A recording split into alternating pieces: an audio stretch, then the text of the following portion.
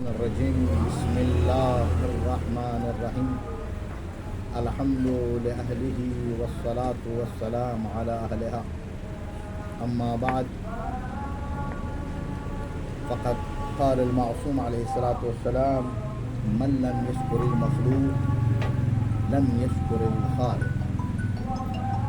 سب سے پہلے ہم آپ حضرات کا تہہ دل سے شکریہ ادا کرتے ہیں کہ آپ لوگ مسلسل پہلی محرم سے اس سبیل پر مجالس کا سلسلہ ہر دن اور سبیل میں شربت اور پانی یہ مسلسل 10 دن تو چلی ہے، اس کے علاوہ بھی مسلسل کر رہے ہیں آپ لوگ۔ اللہ عز و جل آپ کے ان اعمال کو قبول فرمائے اور امام حسین علیہ السلام کی شفاعت آپ کو ہمیں نصیب ہو انشاءاللہ تعالی۔ ابھی جو شخصیت ہمارے درمیان ہے حجت الاسلام والمسلمین مولانا سید گلزار حسین جعفری خطیب شعور، معروف شخصیت ہے، تعارف کی ضرورت ہے نہیں، لیکن آپ لوگوں کو تھوڑا بھر ان کے بارے میں بتا دوں میں، اس لیے کہ دامن وقت میں گنجائش بھی نہیں ہے اور فوری طور پہ مجلس کے بعد پھر مجلس ہے۔ یہ کہ انہوں نے ماشاءاللہ پورے ہندوستان میں کوئی ایسی جگہ تقریباً میں سمجھتا ہوں نہیں ہے جہاں پہ مجالس کے حوالے سے خطابت کے حوالے سے نہ گئے ہوں، اور انداز خطابت انوکھا اور فصاحت و بلاغت سلالت کے ساتھ ان الفاظ کی ادائیگی، مفاہیم اور ساتھ ساتھ جو ذمہ داری ہے ایک عالم دین ایک طالب علم ہونے کے حوالے سے کہ جو ذمہ داری ہم سب طالب علموں پہ ذمہ داری عائد ہے وہ ہے تبلیغ۔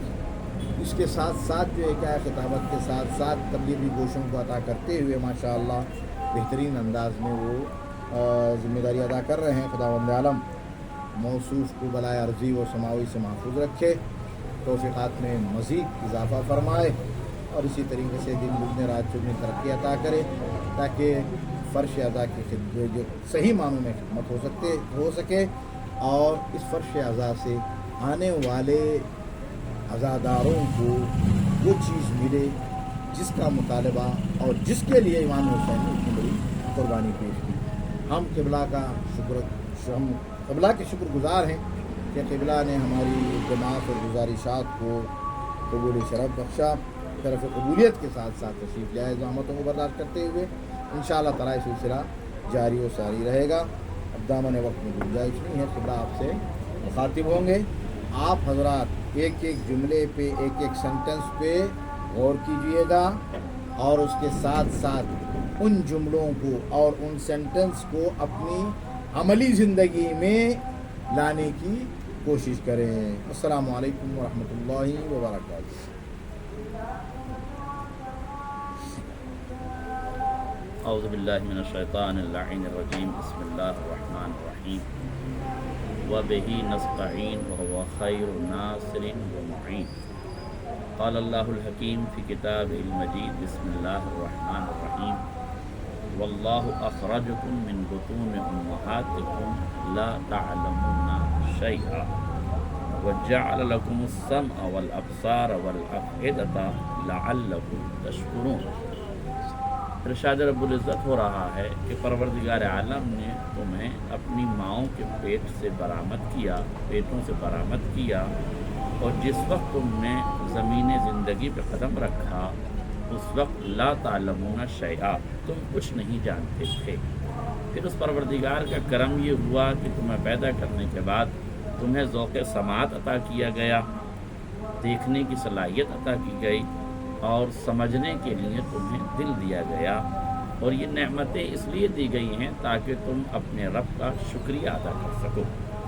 قرآن مجید کی اس آیت نے انسان کے وجود کو خلق کرنے کے بعد سب سے پہلی نعمت ذوق سماعت کو دی ہے، سننے کی صلاحیت دی۔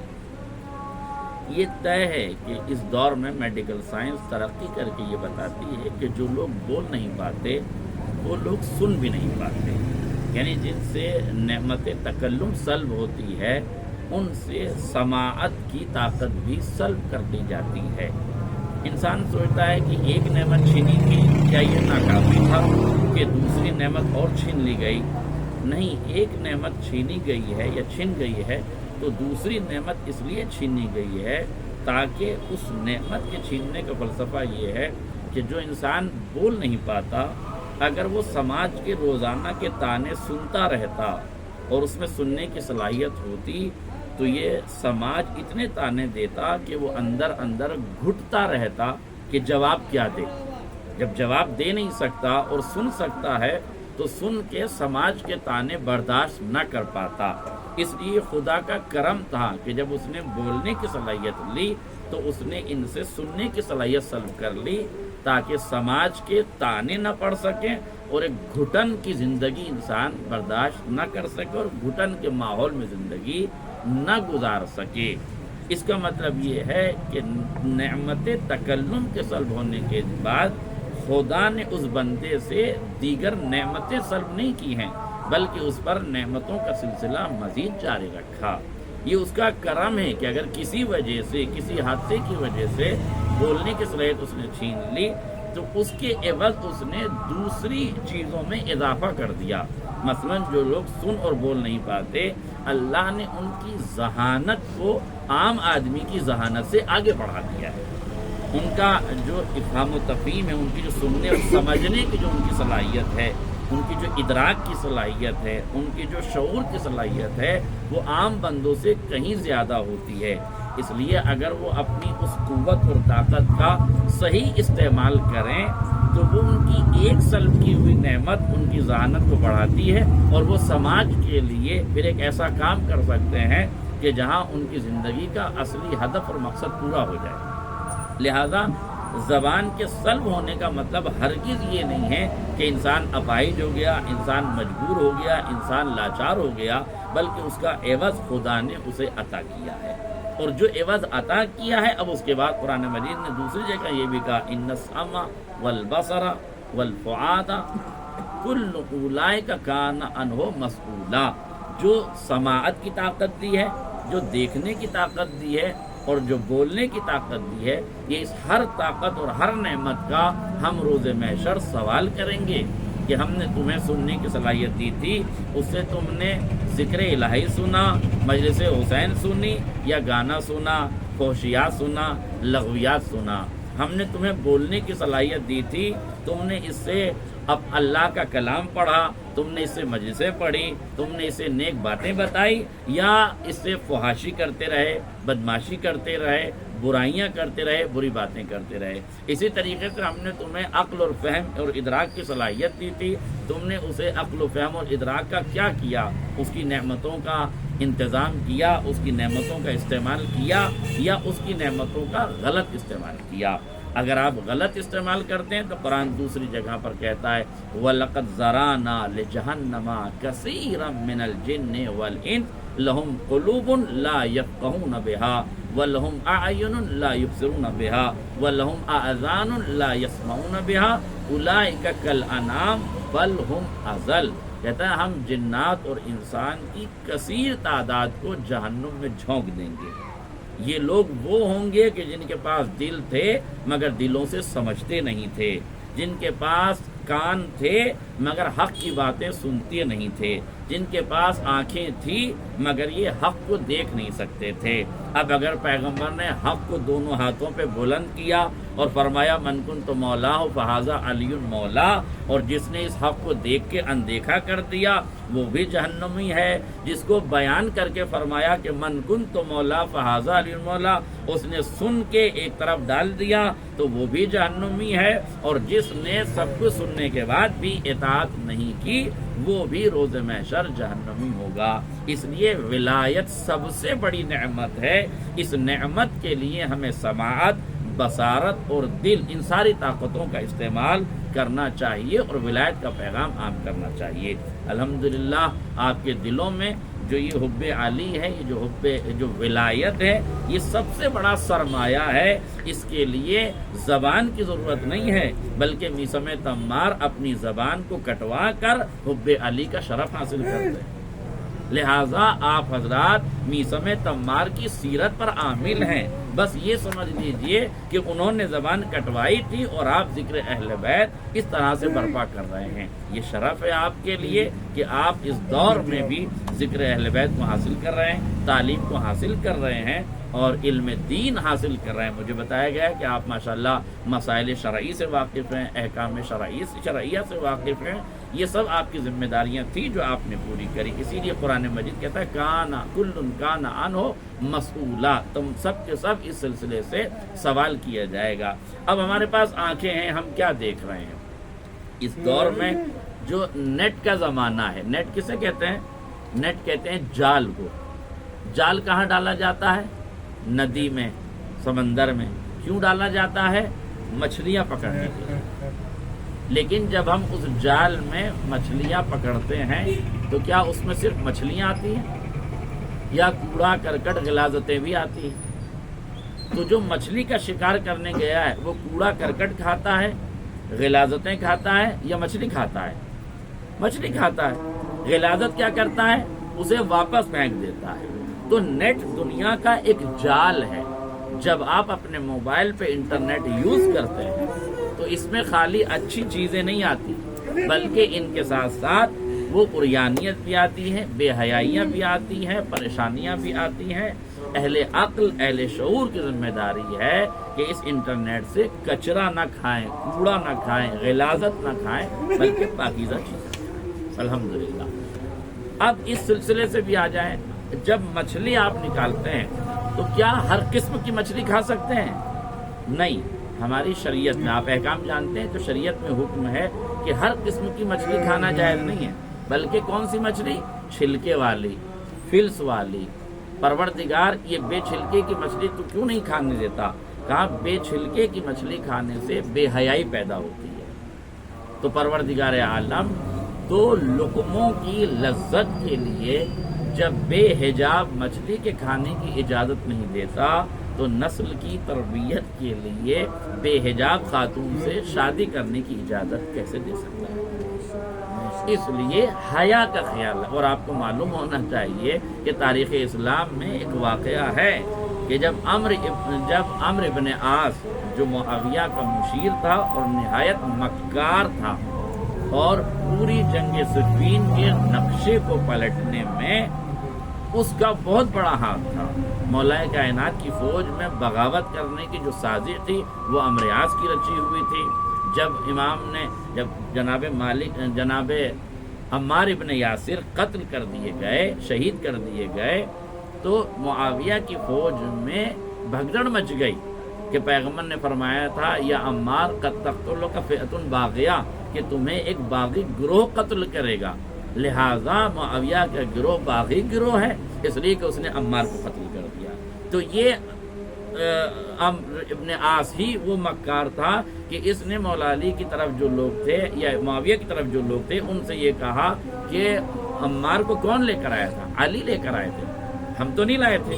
اس کا مطلب یہ ہے کہ علی نے انہیں مروایا ہے. تو فئت باغیہ ادھر ہے. پھر مولا کائنات نے اس کا جواب دیا کہ اگر منطق اور معیار یہی ہے تو جناب حمزہ کو پیغمبر لے کے گئے تھے. اس کا مطلب یہ ہے کہ حمزہ جو سید الشہداء ان کے قاتل بھی پیغمبر ہیں. اس طرح مولا کائنات نے اس فتنے کا سد باب کیا اور عمرو ابن عاص, اب آپ عمرو ابن عاص کی تاریخ سمجھ کے, اتنا مکار, اتنا عیاد, اس جنگ میں ہزاروں کے قتل کا سبب بنا, لیکن اس کے باوجود بھی جب وہ مولا کے سامنے آیا تو اریاں ہو گیا, اپنی شلوار اتار کے پھینک دی, اور جیسے ہی اس نے اریانیت کا اظہار کیا مولا کائنات نے آنکھیں بند کر لی, پیچھے مڑ گئے اور یہ یہاں سے بھاگ گیا. سوال یہ کہ مولا یہ قاتل ہے, یہ ظالم ہے, یہ بدکار ہے, یہ بد کردار ہے, یہ فسادی ہے, یہ سازشی ہے, اسے قتل کر دیجئے. اس نے بے حیائی کا اظہار کیا ہے تو کیا ہوا؟ مار دیجئے, سرطن میں جدائی کر دیجئے, ختم کر دیجئے, ظالم ہے. آپ نے فرمایا, آپ فرمائیں گے کہ نہیں, میں امام حیا ہوں اور میری حیا کا تقاضا یہ ہے کہ میری نگاہ وہاں نہیں جائے جہاں نہیں جانا چاہیے, یہ بچ کے چلا جائے مگر امام حیا کی حیا برقرار رہ جائے. امام نے یہ بتا دیا کہ میرے سامنے آج ایک عمرو ابن عاص اریاں ہو کر آیا ہے, تم جب انٹرنیٹ کے جال میں پھنسو گے تو روز تمہارے سامنے امریاض کی نسلیں عریاں ہو کے آئیں گی. تم علی والے ہو اس لیے اپنی آنکھوں کو گھما لینا, اپنے مزاج کو اس طرف سے روک لینا, تاکہ جو تمہاری آنکھیں اللہ نے تمہیں دی ہے ان کی جو مسئولیت ہے, ان کی جو ذمہ داری ہے وہ پوری ہو جائے. قرآن مجید کی متعدد آیات ہیں جس میں سماعت کو پہلے خلق کیا ہے اور اس کے بعد بصارت کو خلق کیا ہے اور اس کے بعد دل کو خلق کیا ہے. یہ تینوں کی تخلیق جو ہے وہ پے در پے کی گئی ہے. اور یاد رکھیے گا میڈیکل سائنس, ابھی قبلہ سے بات ہو رہی تھی, آپ بھی یہ کہہ رہے تھے, میڈیکل سائنس یہی کہتی ہے کہ سب سے پہلے جب بچہ پیدا ہوتا ہے تو ہماری شریعت کہتی ہے کہ اس کے کان میں اذان و اقامت کہی جائے. یہ اذان و اقامت کیوں کہی جاتی ہے؟ اس لیے کہ سب سے پہلے اسے سماعت کی قوت دی گئی ہے. هو الذی انشأکم, اس نے تمہیں پیدا کیا, وجعلکم السمع والابصار والافئدۃ قلیلا ما تشکرون, تمہیں سماعت دیے, تمہیں بصارت دیے اور تمہیں دل یا دماغ دیا سمجھنے کے لیے, مگر بہت کم لوگ ہیں جو اس کا شکریہ ادا کرتے ہیں. حالانکہ جو شکریہ ادا کرتے ہیں ان کے لیے قرآن کہتا ہے لئن شکرتم لأزیدنکم ولئن کفرتم ان عذابی لشدید. اگر تم ہماری نعمتوں کا شکریہ ادا کرو گے تو ہم ان نعمتوں میں اضافہ کریں گے, اور اگر تم ہماری نعمتوں کا انکار کرو گے تو ہمارا عذاب بہت شدید ہوگا. اس کا مطلب ہے کہ اللہ نے جو نعمتیں دی ہیں ان نعمتوں کا ہمیں شکریہ ادا کرنا چاہیے.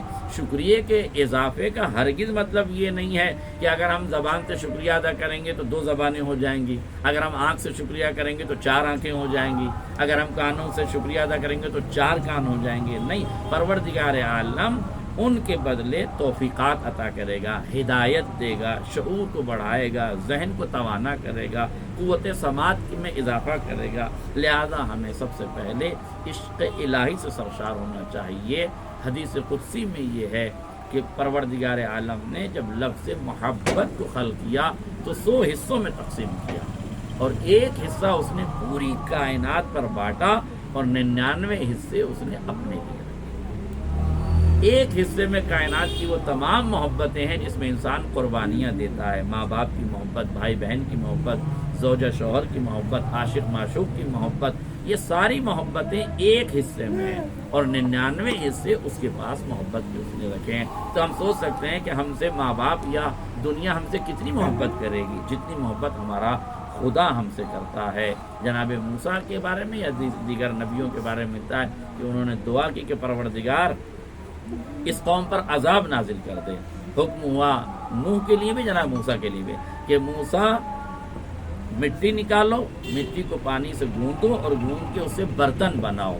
موسیٰ نے مٹی نکالی, برتن بنائے, اور برتن بنانے کے بعد جب وہ کھنکھنا گئے, تیار ہو گئے, تو کہا ان کو توڑ. اب جب اس برتنوں کو توڑ دیا تو پھر حکم ہوا کہ پھر اس ٹوٹے ہوئے برتنوں کی مٹی کو اکٹھا کرو اور اس کو پھر جو ہے وہ عجین بناؤ, اس کو پھر تیار کرو اور پھر اسے برتن بناؤ. پھر برتن بنایا, پھر حکم دیا کہ توڑو, پھر انہوں نے توڑ دیا.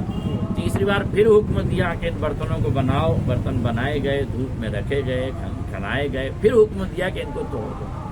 تیسری بار بھی توڑ دی. حکم ہوا چوتھی بار بناؤ, بنا لیا, سکھا لیا. اب حکم ہوا کہ توڑ دو. تو جناب موسیٰ نے ہاتھ جوڑ کے پوچھا کہ پروردگار جب توڑوانا ہی ہے تو بنوایا کیوں ہے, بنواتا کیوں ہے؟ حکم رب ہوا, ہم نے حکم دیا بناؤ, تم نے بنا دیا. ہم حکم دے رہے ہیں توڑ دو, تم توڑ دو. تمہیں کیا پریشانی اس کے بنا کے توڑنے میں؟ کیا پروردگار جب میں ان برتنوں کو, کھلونوں کو بناتا ہوں تو میرا دل ان سے لگ جاتا ہے, مجھے ان سے محبت ہو جاتی ہے. ان مٹی کے برتنوں سے جب مجھے محبت ہوتی ہے تو توڑتے ہوئے میرا دل دکھتا ہے. تو پروردگار نے جناب موسیٰ کو متوجہ کیا, موسیٰ اس قوم پہ تم عذاب مانگ رہے ہو, ان بندگان خدا پہ تم عذاب مانگ رہے ہو, تم مٹی کے کھلونے بناتے ہو اور ان سے محبت کرنے لگتے ہو تو توڑنے میں دقت ہوتی. میرا بندگان خدا سے کتنا گہرا تعلق, میں نے اپنے ہاتھوں سے ان بندوں کو بنایا ہے, ان میں روح کی ہے, ان کو قطرے سے وجود عطا کیا, رحم مادر سے لے کے صلب پدر سے رحم مادر میں لایا, رحم مادر سے 9 مہینے رکھا, 9 مہینے کے بعد جب یہ دنیا میں آیا تو کس چاہوں سے میں نے اس کو پیدا کیا ہے. حدیث قدسی کی لفظیں ہیں کہ میں نے اس بندے پر, خلاصہ میں کر رہا ہوں, میں نے اس بندے پر اتنا رحم کیا ہے کہ جب میں نے اسے بطن مادر میں رکھا تو ایک طرف تلی کا تکیہ رکھا, ایک طرف گردے کا تکیہ رکھا, اور دونوں طرف ٹیک لگا کے رکھا تاکہ یہ بطن مادر میں بادشاہوں کی طرح بیٹھے۔ اور جب ہم نے اسے باہر نکالا تو فرشتوں کو حکم دیا کہ اپنے پروں پر ان کرو، اور جب یہ زمین پر آیا تو ہم نے اس کے لیے شیر مادر کا انتخاب کیا۔ یہ ہمارا کرم ہے کہ جو دودھ ہم نے اسے پلایا اس میں دنیا کی کوئی طاقت اس بچے کی نازکی کا موسم کے اعتبار سے خیال نہیں رکھ سکتا تھا، مگر ہم نے یہ کہا کہ جو ہم نے شیر دیا ہے اس کو، وہ گرمیوں میں ٹھنڈا ہوتا ہے اور سردیوں میں گرم ہوتا ہے۔ جو شیر مادر ملتا ہے بچے کو، وہ گرمیوں میں ٹھنڈا اور سردیوں میں گرم۔ تو اتنی نازکی سے میں نے اسے پالا ہے، تو اس بندے کے اوپر میں عذاب کیسے نازل کر سکتا ہوں؟ اس لیے جو بندگان خدا ہیں وہ اللہ کے بہت محبوب ہیں، یہ مخلوق اللہ کی محبوب ہے۔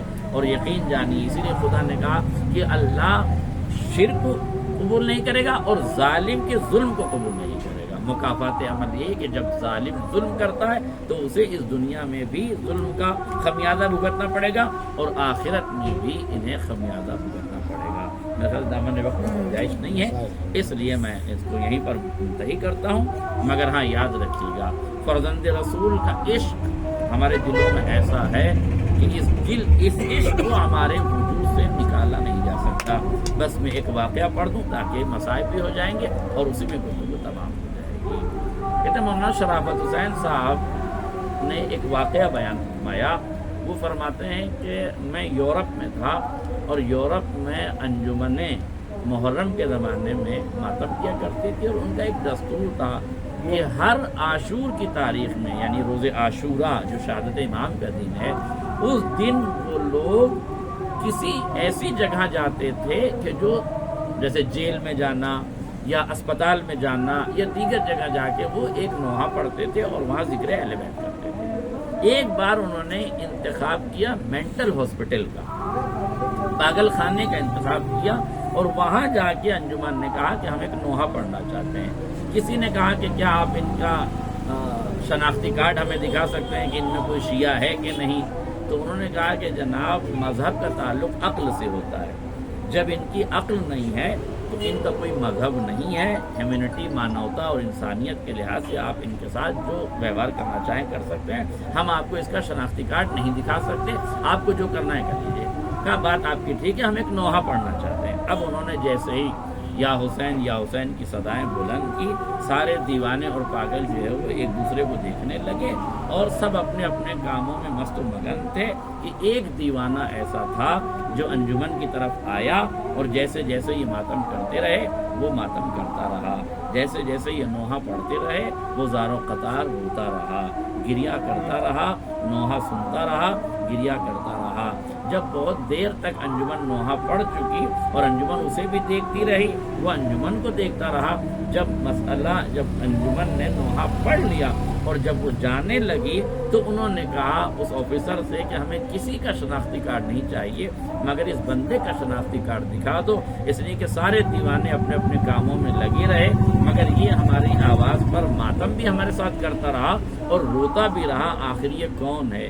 جب اس کا شناختی کارڈ نکالا گیا تو پتہ چلا کہ یہ شیعہ نوجوان ہے جو ذہنی توازن کھو چکا تھا، مگر چونکہ شیر مادر میں، آغوش مادر میں، سماج میں اس نے حسین ابن علی کو سنا تھا تو قدرت نے اس کے دماغ میں، اس کے شعور میں یہ بات گویا ڈال دی۔ اب یہاں یہ دو فطرے سننے کے لائق ہیں کہ ہمیں سب چھوڑ سکتے ہیں، پوری دنیا ہمیں چھوڑ سکتی ہے۔